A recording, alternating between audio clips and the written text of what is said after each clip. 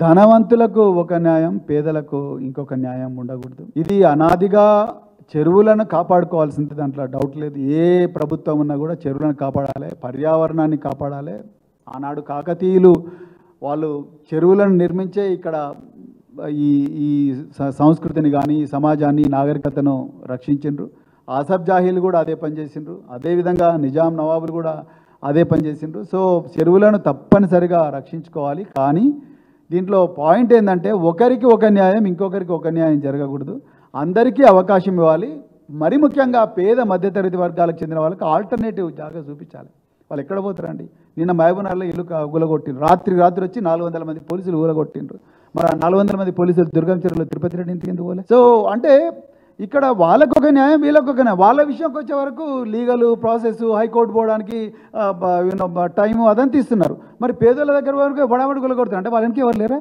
ఆ యూనిఫామ్ వేసుకున్న ఒక అమ్మాయి శిథిలాల నుంచి పుస్తకాలు ఏరుకుంటుంటే ముఖ్యమంత్రి గారికి నిజం పడుతుంది అసలు? నాకు ముఖ్యమంత్రి గారు ఆలోచిస్తున్నారు దీని గురించి. ధనవంతులు అయితే పోతారండి, వాళ్ళ స్కూళ్ళని ఇళ్ళకి తెచ్చుకుంటారు. అవసరం ఉంటే ట్యూటర్లను కూడా ఇళ్ళకి తీసుకొచ్చి చదివించుకుంటారు వాళ్ళ పిల్లలను. పేదలకు ఆ పరిస్థితి లేదు, అందుకొరకే వాళ్ళు పేదలుగా మారిపోయినారు. యూనిఫామ్ వేసుకున్న అమ్మాయి పుస్తకాలు ఏరుకుంటుంటే ఎట్లా చూస్తాను? వాళ్ళ పరిస్థితి ఎందుకు వచ్చిండ్రు అసలు? వాళ్ళు వచ్చి ప్రభుత్వ స్థలాల్లో భూములు వేసుకునే పరిస్థితి ఎందుకు వచ్చింది? పట్టాలు ఇచ్చిండ్రు కదా ఇంతకుముందు. మాజీ మంత్రి శ్రీనివాస్ గౌడ్ గారు క్లియర్గా చెప్పిండ్రు, పట్టాల భూమి కదా అది. చాలా చోట్ల ఉన్నాయి. మరి అప్పట్లో మరి FTL, బఫర్ జోన్ అవన్నీ డిఫైన్ చేసిన అధికారులు అప్పుడు పర్మిషన్ లెటర్లు ఇచ్చిండ్రు. పేద మధ్య తరగతి వాళ్ళకి ఇవన్నీ ఏం తెలుస్తాయి? వాళ్ళకి ఇల్లు కావాలంటుంది. బతుకు తెరువు కోసం పట్టణ ప్రాంతాలకు వస్తారు. ఇప్పుడు దేవరకొండలో బతుకు తెరువు దొరికితే సింగరేణి కాలనీకి వచ్చి ఎందుకు బతుకుతారు బంజారా సోదరులు? సింపుల్ విషయం. సింగరేణి కాలనీకి వస్తున్నారు, వచ్చి ఆ రేకుల షెడ్లలో బతుకుతున్నారంటేనే చాలా క్లియర్గా అర్థమైతే అక్కడ జీవితం లేదు, ఇక్కడ జీవితం బాగుంటుందని ఆశతో వస్తారు. ఇక్కడ కూడా నువ్వు వాళ్ళ శిథిలం చేస్తే మరి ఎక్కడ పోవాలి వాళ్ళు? సో దీన్ని మేము అర్జెంటుగా మేము ఖండిస్తున్నాం.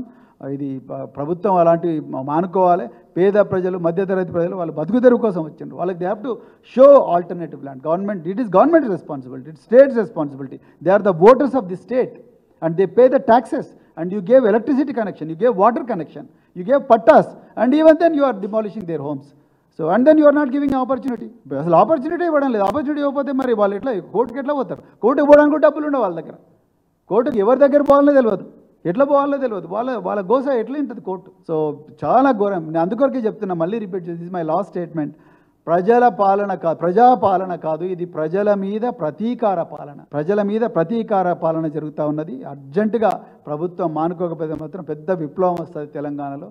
సో ఇదే మేము చెప్పాలనుకున్నాం. Thank you very much.